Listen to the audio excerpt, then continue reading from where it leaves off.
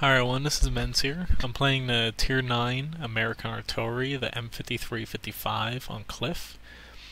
Now, I'm not playing this live, but the reason why I kept this replay is it's a pretty fucking amazing match, especially the last few minutes of it. Now, I'm not playing with the top gun or the top tracks. I do have the upgraded engine and radio on this, but even with that, I still managed to do right around 3,700 damage, I believe, a little bit over that. Now, to start out playing Cliff for an artillery, I always like to aim in this general location. I was kind of hoping that that medium that's way out in front in D5 right now went and spotted at E6, but he didn't. Usually you can get a really good shot on a bunch of heavy tanks, but unfortunately, I only had this one to aim at, and it was a pretty quick mover in the IS-8. With the stock gun, too, you don't have much splash damage, so you really have to hit your target in this. Unless if you're using premium rounds, which I do have 15 here, and I do use a bit of them. Now, the reason why I'm not going to stay in this A4 spot is because we have a lot of people over on the 8-0 side, and I'm going to shift over to a decent spot in B6 that has enough bushes that, as long as if you're not larger than an M53, say if you're in a T92, something pretty large, you can fit behind these bushes and be relatively safe, unless if the enemy gets into the upper half of the E line. Now, the M53 is liked by many. It's actually used in clan wars more than some tier 10 artilleries because it's really versatile. It's really quick going in a straight line, even without the upgraded tracks. And it's basically it's gun traverse, it's left and right movement. Even though it doesn't have a full turret, it can cover a large portion of the map without moving its hull. So that really helps with your camo values. Now there's this little bush cutout here that you're able to hide behind, and you're relatively safe here, unless if they actually break through, but by then you're pretty much screwed. At this moment, since I moved over to B6, I have a few good shots over on these TDs. Their TDs made it a little bit easy for me. They stayed in the H and J line for whatever reason. If they moved up closer to the mountain where the lighthouse is, then I wouldn't have had very good shots on them. Pretty much my goal here, though, is I know that Bat Chat already has decent shots into the people in the 7 and 8 line while they're back there. But I kind of want to focus on the 6 line over if I can. I will take a few shots at these TDs sitting in the middle field, but aside from that, I'll shift focus over to the 1 and 2 line.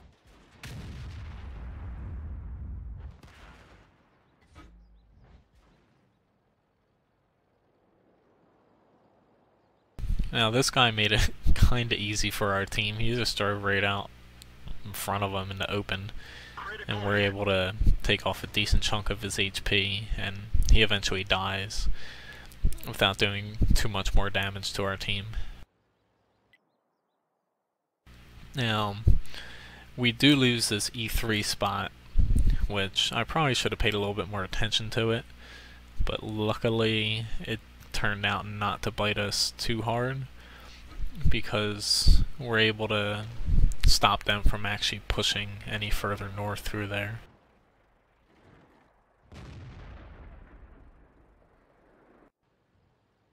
As you see here, our team is starting to fall behind.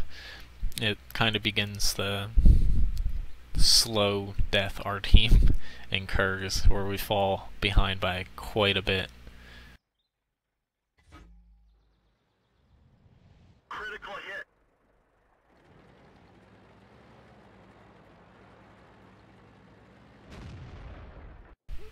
Now our team did play this map fairly well. We just made a few mistakes where people died. We had a decent chunk in the 7 and 8 line. We had enough people in the 1 and 2 line where they couldn't push through it easily, and the middle was covered enough to where the enemy didn't blow right through it. Generally, if you lose the 8 line, you're pretty much screwed, because even if you have the middle, you'll be easily flanked.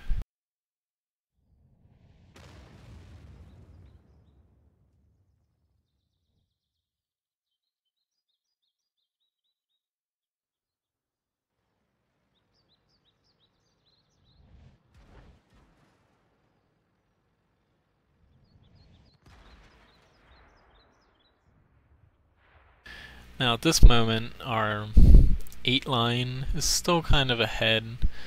I don't know why they didn't fall back, only because if you would pan over there, you see they don't have a ton of health, and in front of them is T95, WT100, and a couple other tanks that could pretty much chew right through them. And unfortunately our E75 dies because he tries to take on a T95 head on.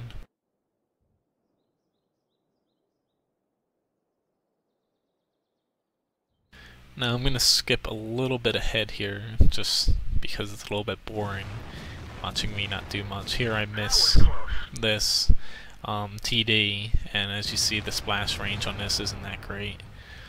And moving over to here, our TD in D1 is actually AFK, and unfortunately we can't help our mouse up and out enough that he's able to survive.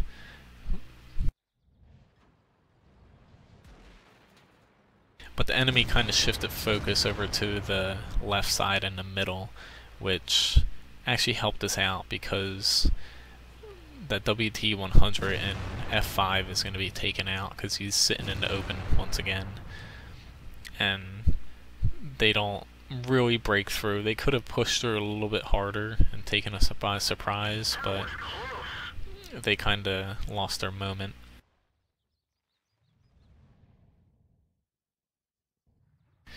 Now as you see here, we're starting to pull ahead, and it looks like the match is kind of in our favor right now. I was kind of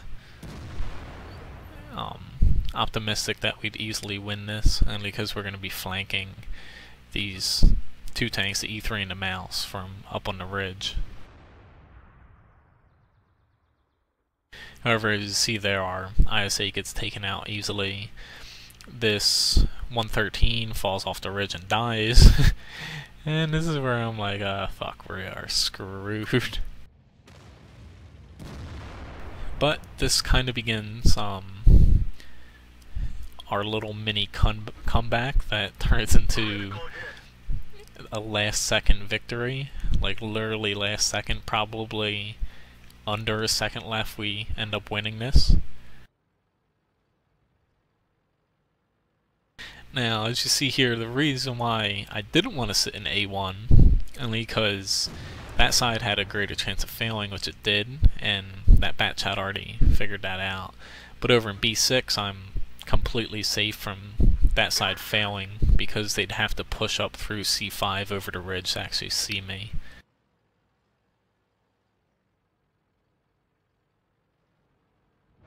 Now, I didn't exactly want to hit the Mouse because I wasn't doing much damage with this stock gun to him, but if he's the only target you have, you might as well just keep shooting at him. Critical hit. Now, at this point, we're down to 3 tanks against their 6, and it's not looking too great for us. And I'm kind of concerned about being flanked myself. I know the JP100 was in the 1-2 line that I was hitting. He has low HP. He's going to be coming around D2. But the E50, he was in the middle here. So I'm going to focus on him first, only because I don't want him falling off the cliff on that AMX 50 Foch. Critical hit. And as you see here, even though he's kind of close to me, there's that rock guarding me from his line of sight. So I'm able to get a couple shots in on him here to get him a little bit lower HP wise.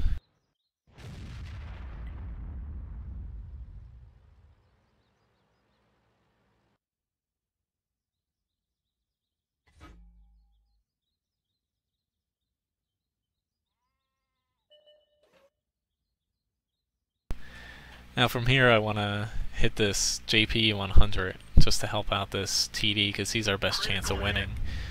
And after that I'm going to shift my focus to this E50M because he's going to be looking for me. One good thing about the M53-55 is it's fairly good at TD mode because it has the little turret on it and its accuracy is pretty good too.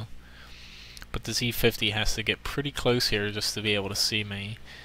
I'm going to get one more shot in on him, and luckily I hit him, so I take him down to enough HP where the Foch can one-shot him.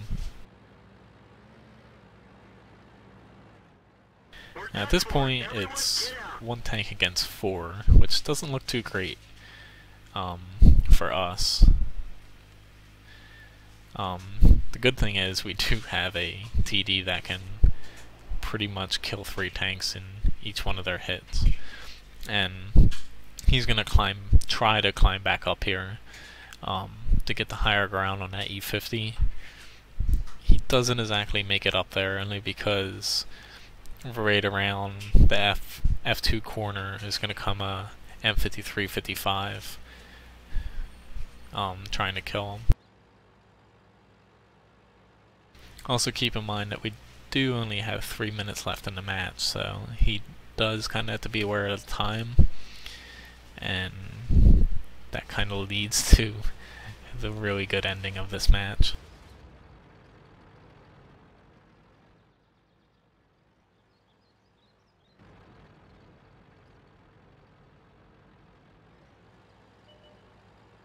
Now fortunately for us, he's able to hit this tank because he kind of sticks out a little bit too much, which was really a good break for us because that E50 is going to come barreling down right on his left here. I don't know why he pushed around the corner like that, but that was completely his fault.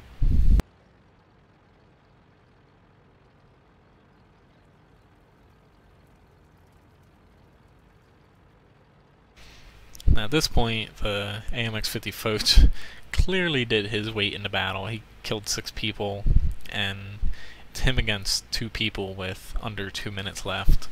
And it doesn't look too great for us, but luckily this tank's really mobile, and he's going to go try to find that KV-4. I actually thought the KV-4 was AFK, only because I haven't seen him the entire match, but he does encounter him, and the KV-4 has like almost no HP left, which really helps us out.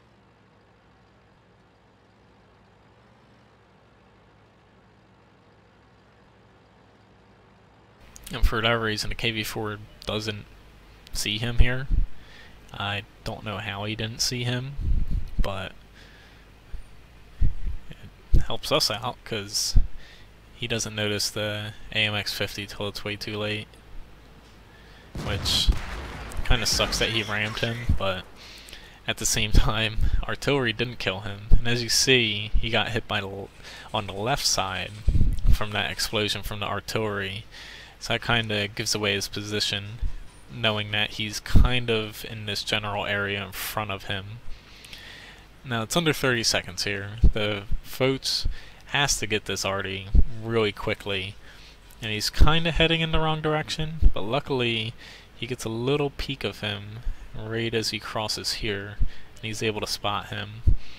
And at under 20 seconds, this is going to cut it really close, but he actually does get this guy here. So thanks for watching my video, and please subscribe to my YouTube channel, and check out my website wotguru.com, and the end battle screens located in the description below. But with under 1 second left, he gets him, which is pretty fucking amazing.